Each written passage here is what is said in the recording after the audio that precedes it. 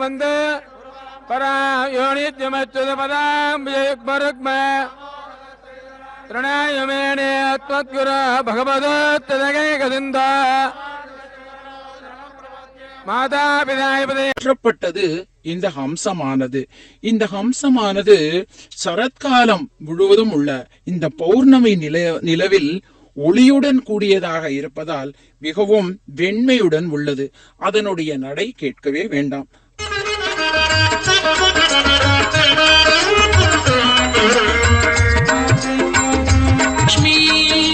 தாயினில் சிறந்த தாயாய் நின்ற அன்னை மகாலட்சுமி, தருமங்கள் காக்க தரணியில் வந்தாள் அன்னை மகாலட்சுமி, தருமங்கள் காக்க தரணியில் வந்தாள் அன்னை மகாலட்சுமி.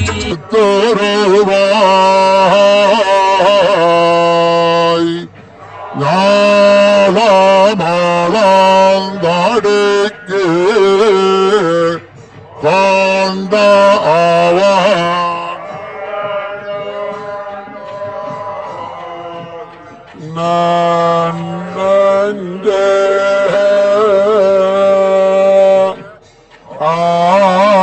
நீந்த முடியும். பற்றுக பற்றத்தான் பற்றினை அப்பற்றை பற்றுக பற்று விடற்கு என்று சொன்னார்கள். அப்படி திருவருளை நாம் பெற வேண்டுமேயானால் தாயாரினுடைய திருவருள், அதாவது சிபாரிசு இல்லை என்றால் நிச்சயமாக பெருமானுடைய திருவருள் கிடைக்காது. எனவே தாயாரை நாம் வேங்கட நிவாசாய சீனிவாசாய மங்களம் என்று சொல்லுகிறோம். அதிலே கூட பார்த்தீர்களே என்றால் என்ன அழகாக சொல்லி இருக்கிறார்கள். முதலிலே சொல்லும் போதே ஸ்ரீ என்று சொன்னாலே நம்முடைய தாயாரை தான் குறிக்கும். அந்த ஸ்ரீய காந்தாய கல்யாணைக்கும் பெருமானை விட்டு பிரியாதவளாக இருப்பவள் நம்முடைய தாயார். என்றைக்கும் பிரியாதவள் என்று பார்க்கும்போது இந்த 5 நிலைகள் அது கூட பரவாயில்லை.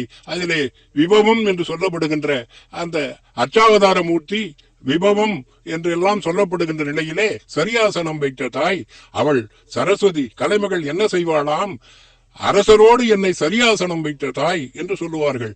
அரசன் எந்த அளவுக்கு பெரியவன், பணத்திலே சிறந்தவன், செல்வத்திலே சிறந்தவன், கல்வியிலும் சிறந்தவன், வீரத்திலே சிறந்தவன், அவனுக்கு இணையாக நம்மை அமர வைக்கக்கூடிய ஒரு நிலை, அதை அருள்பவள் சரஸ்வதி.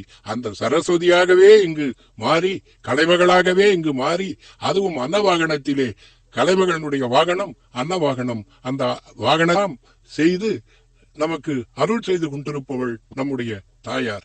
அது மட்டுமா, அங்கே ஒரு ஆதிசங்கரர், அவருடைய வரலாற்றை பார்க்கிறோம். ஆதிசங்கரருடைய வரலாற்றிலே அவர் வீடு வீடாக சென்று பிச்சாம் தேகி என்று கேட்கின்றார். அப்பொழுது ஒரு ஏழை அந்தணருடைய இல்லத்திலே எதுவுமே இல்லாத ஒரு நிலையிலே ஒரு நெல்லிக்கனியை கொண்டு வந்து அவருக்கு கொடுக்கிறார்கள். உடனே அவர் புரிந்து கொள்ளுகிறார், குடும்பத்தினுடைய நிலை இப்படி இருக்கிறது, இவர்கள் உயர்ந்த நிலையிலே இருந்தால்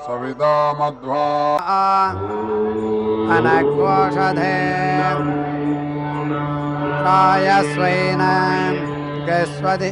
स्वधिते मा मैनम् दिगंसेर्दिवम् अग्रे नमा लेखेरन्दहेमा यन्त्वा अयज्ञस्वधितिः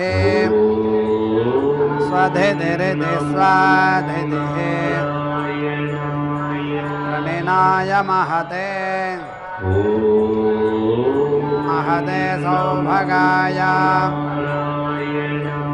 अच्छिन्नो रायः सुवीर इति सुवीरः மோகன ரூபமே அன்னையின் பணியே எங்கள் பாக்கியமா பத்மாவதி அருள்மணத்தேரம்மா குருநகை நறுமணத்தேனம்மா படிவோம் முனையம் உண்மையானது செல்லும் வழி இலங்கைக்கு எப்படி செல்ல வேண்டும் என்றெல்லாம் அந்த அன்னப்பக்ஷிக்கு சொல்லுகிறானாம் ராமன். இலங்கை சென்ற பின்னர் சீதையிடம் தெரிவிக்க வேண்டிய வருகிறார். இதில் இருந்து 1-2 ஸ்லோகங்களை பார்க்கலாம். தஸ்மின் சீதா கதி மணிகதே தாத்து கோலாங்கமூர்த்தோ தன்மஞ்சீர பிரதிமனினதே ன்யஸ்ய நிஸ்பந்த